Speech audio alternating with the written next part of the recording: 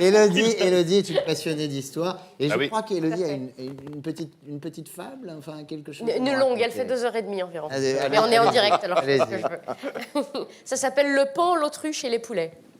Très bien. Ah. Attention, j'ai mis 4 jours. Hein. Allez-y. C'est en alexandrin. Il y avait une fois, en royaume de France, évoluant aux côtés de ses contemporains, un banquier jouvenceau, oui, mais plein d'élégance, qui de son beau pays se rêvait souverain. Je vois pas de qui vous voulez parler. Son air benjamin, informel, bien élevé, plaisait aux citoyens par la vieillesse lassée. Sa rhétorique désuète et puis tantôt farceuse ravissait fort les nobles et flattait bien la gueuse. Et si jeune notre homme ne l'était qu'à moitié, il faut savoir qu'user, certes, était sa moitié. Car se voulant moderne, ne prenant point maîtresse, il épousa la sienne malgré sa vieillesse. Oh. Mais même si la valeur n'attend point les années, et bien que le jeune banquier ait la gouaille bien aisée, on ne s'improvise point chef d'un grand état. Et bientôt cet enfant, cet angelot, remarqua que d'un noble ignorance est la robe qu'on salue. On ne l'admira bientôt que d'un étron pas plus. Après l'avoir léché, il le lâche et le lynche, comme font souvent les hommes gâtés comme des enfants. Jupiter bientôt n'eut pas plus à leurs yeux que l'aspect fatigué d'une simple corde à nœuds. Mais le jeune banquier, sûr de lui, plein de frimes, pour continuer de plaire à ses chers richissimes, pressa la populace tant et tant comme citron qu'elle en prit la couleur, aussi celle des mignons. Oh, joli, joli. Le jeune freliquet, tout à ses réjouissances, ne remarqua pas la moindre différence. Heureux dans son palais, il est loin du tracas, sa mégère dépensant son or à tour de bras. Rien n'est pour elle trop beau, vaisselle, tissu, bibelot, le peuple avait bien faim, elle leur tournait le dos. Ils s'offrirent mieux encore, les rois des animaux. Des daims, ils les appellent, ô seigneurs qu'ils sont beaux. Et pendant que le peuple assemblé dans les rues, vers son précieux palais plein de rage se rue, notre jeune banquier à l'ego invincible, qui de la bourse des pauvres s'était fait une cible, refuse encore d'entendre le grondement sonore, comme celui d'une rivière quand de son lit elle sort. Aucun barrage n'y fait si elle est bien dehors. Et les poussins alors se mettent à crier, empêchant les puissants dans leur couche de ronfler.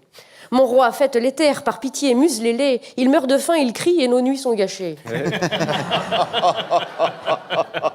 Ô sire, regardez-les, leur piètre éducation ne leur sert même pas à crever sans un son. Mourez chichement, dites, et mettez la sourdine. Leur râle, lorsqu'ils trépassent, c'est une porte qui couine. Ils sont là, ils se tordent, comme ils sont ridicules. Ces illettrés ignobles dans la boue gesticulent. Ah, je m'attendais à une autre ligne. C'est pas grave. Une autre fois. Mes amis, n'ayez crainte, leur répond le rusé. Il leur arrive parfois un peu fort d'aboyer. Mais ce sont mes moutons, mes agneaux, mon troupeau. Ils finiront de même par rentrer bien au chaud. Mais voici maintenant qu'ils retournent les carrosses et détruisent les maisons. Deviendraient-ils féroces ? Alors le grand seigneur, dans une allocution, le dos bien droit tendu comme une institution, les deux mains pleines de doigts bien à plat sur la table, leur jeta quelques miettes avec un air aimable, croyant en faisant taire leur petit estomac, calmer aussi la rage dans leur cœur scélérat. « Je ne vous ai pas compris, je ne vous écoutais point », récita-t-il au peuple qui serrait les poings. « À renard endormi, rien ne tombe dans la gueule, retournez au labeur, je vous trouve bien veule. Ah, vous aimez la rose, supportez-en l'épine, mais ne troublez donc point la quiétude citadine. Dans notre ordre social, chacun reste à sa place, vous voulez en changer, je vous ris à la face. Cassez, cassez, cassez, et nous reconstruirons, et je vous répondrai de la bouche de mes canons. Vous voulez un discours, je peux en écrire 100, je peux même faire en sorte que vous m'aimiez quand je mens. Je vous endormirai à grands coups d'entourloupe, car c'est toute une armée que je garde sous ma coupe. Vous vous fatiguerez et rentrerez au champ, bien avant que je tremble, pauvre petite Jean. Il est vrai que le paon peut oser faire l'autruche, se pavaner gaiement tout en gâtant sa cruche. Mais si un jour, lassé comme le peuple citron, son armée de poulets abandonne le patron, alors le jeune souverain saura bien entendu que même sur un trône en or, on est bien que sur son cul.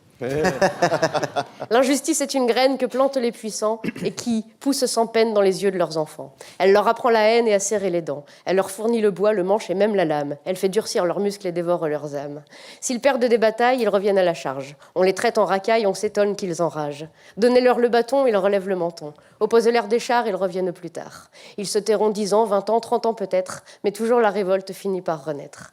Regardez en arrière dans notre propre histoire, car c'est là que se cachent les leçons et l'espoir. Oh là là!